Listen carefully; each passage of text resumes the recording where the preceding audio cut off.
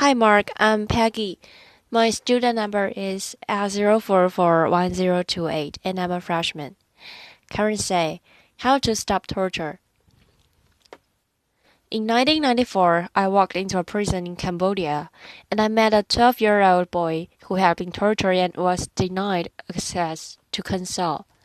And as I looked into his eyes, I realized that for the hundreds of letters I had written for political prisoners, that I would never have written for a letter for him, because he was not a 12-year-old boy who had done something important for anybody.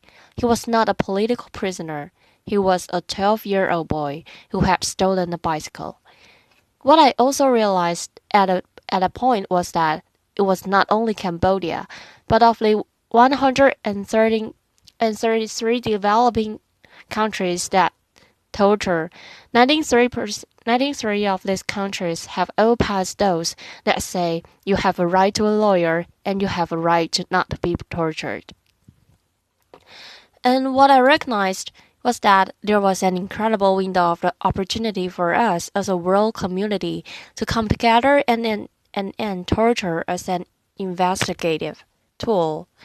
We often think of torture as being political torture or reserved for just the worst. But in fact, 95% of torture today is not for political prisoners. It is for people who are in broken down legal systems. And unfortunately, because torture is the cheapest form of investigation. It's cheaper than having a legal system, cheaper than having a lawyer and early access to consult. It is what happens most of the time.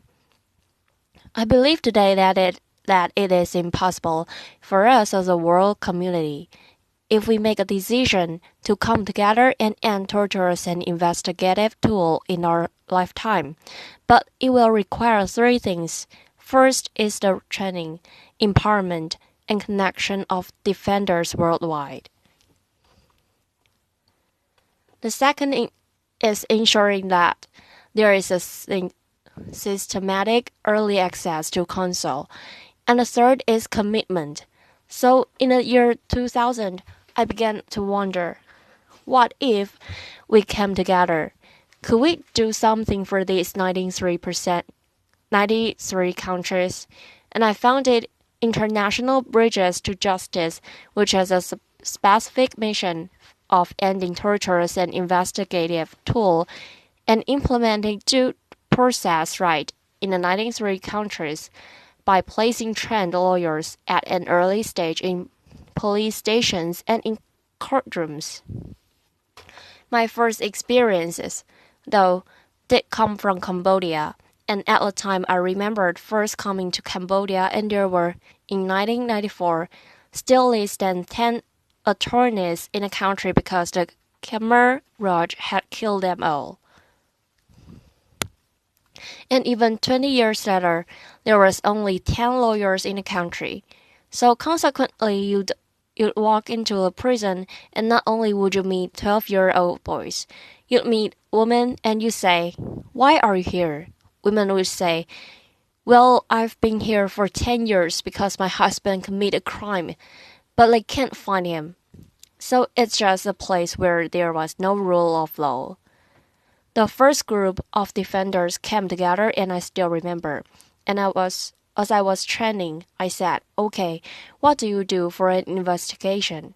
And there was silence in the class. And finally one woman stood up. And she said, "Rule," which means teacher. She said, "I have defended more than 100 people, and I never had to do any investigation because they all come with confessions." And we talked about as a class the fact that number one, the confessions might not be reliable, but number two, we did not want to encourage the police to keep doing this, especially as it was now against the law. And it took a lot of courage for these defenders to decide that they would begin to stand up and support each other in implementing these laws.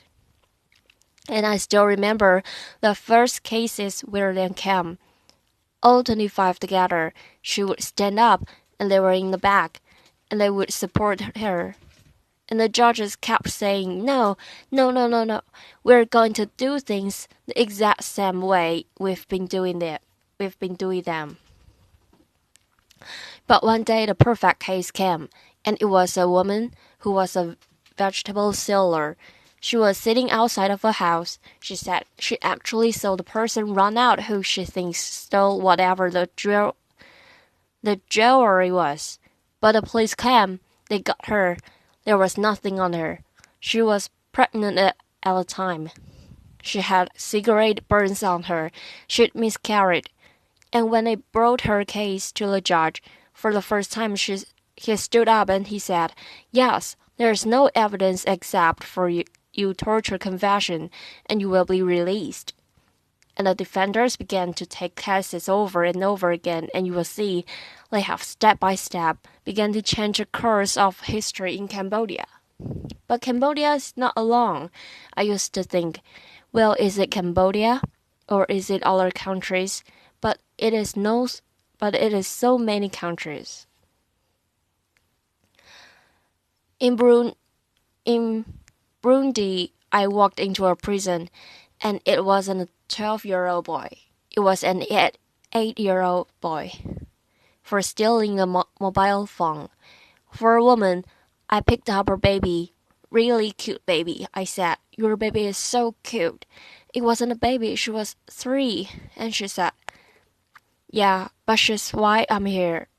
Because she was accused of stealing 2 diapers and an iron for her baby and still had been in prison. And when I walked up to the prison director, I said, "You've got to let her out." A judge would let her out. And he said, "Okay, we can talk about it. But look at my prison. 80% of the 2,000 people here are without a lawyer. What can we do?" So lawyers began to courageously stand up together and organize a system where they can take cases. But we realized that it's not only the training of the lawyers, but the connection of the lawyers makes a difference. For example, in Cambodia, it was that did not go alone, but she had 24 lawyers with her who stood up together. And in the same way, in China, they always tell me it's like a fresh wine in a desert when we can come together. Or in Zimbabwe, where I remember innocent, after coming out of a prison where everybody stood up and said, "I've been here for 1 year, 80 years, 8 years, 12 years without a lawyer." He came and we had a training together, and he said, "I have heard it said," because he had heard people mumbling and grumbling. I had heard it said that we cannot help to create justice because we do not have the resources. And then he said, "But I want you to know that a lack of resources is never an excuse for justice." And with that, he successfully organized 68 lawyers who have been systematically taking the cases. The key that we see, though, is training and an early access. I was recently in Egypt and was inspired to meet with another group of lawyers. And what it taught me is that they said, "Hey, look, we don't have police on the streets now. The police are one of the main reasons why we had a revolution. They were torturing everybody all the time." And I said, "But there's been tens of millions of dollars that have recently gone into the development of the legal system here. What's going on?"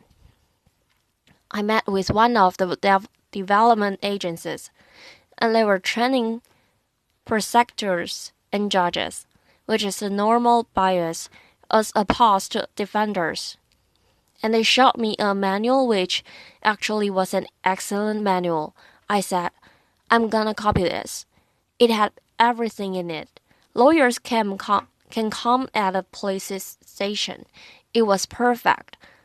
Prosecutors were perfectly trained, but I say to them, I just have one question, which is, by the time that everybody got to the prosecutor's office, what had happened to them, and after a pause they said they had been tortured. So the pieces are not only the training of the lawyers, but us finding a way to systematically implement early access to console, because they are the safeguard in the system for people who are being tortured. And as I tell you this, I'm also aware of the fact that it sounds like, oh, okay, it sounds like we could do it. But can we really do it? Because it sounds big. And there are many reasons why I believe it's possible. The first reason is the people on the ground who finds way of creating miracles because of their commitment. It's not only innocent, who I told you about in Zimbabwe, but defenders all over the world who are looking for these pieces. We have a program called Justice Makers, and we realize there are people that are courageous and want to do things. But how can we support them? So it's an online contest where it's only $5,000 if you come up with an innovative way of implementing justice. And there are 30 justice makers throughout the world, from Sri Lanka to Switzerland to the DRC, who with $5,000 do amazing things through SMS program, through paralegal programs, through whatever they can do. And it's not only these justice makers, but people we courageously figure out who their networks are and how they can move it forward. So in China, for instance, great laws came out where it says police cannot torture people or they will be punished. And I was sitting side by side with one of our very courageous lawyers and said, how can we get this out? How can we make sure that this is implemented? This is fantastic. And he said to me, well, do you have money? And I said, no. And he said, it's okay, we can still figure it out. And on December 4th, he organized 3,000 members of the Youth Communist League from 13 of the top law schools, who organized themselves, developed posters with the new laws, and went to the police stations and began what he said is a non-violent legal revolution to protect citizen rights. So I talked about the fact that we need to train and support defenders. We need to systematically implement early access to console. But the third and the most important thing is that we make a commitment to this. And people often say to me, this is great, but it's wildly idealistic, never going to happen.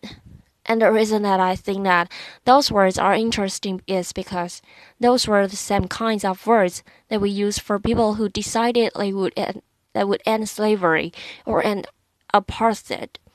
It began with a small group of people who decided they would commit. Now, there's one of our favorite poems from the defenders, which they share from each other is, take courage, friends, the road is over long. The path is never clear, and the stakes are very high, but deep down, you're not alone. And I believe that if we can come together as a world community to support not only defenders, but also everyone in the system who is looking toward it, we can end torture as an investigative tool. And always, because I'm sure the questions are,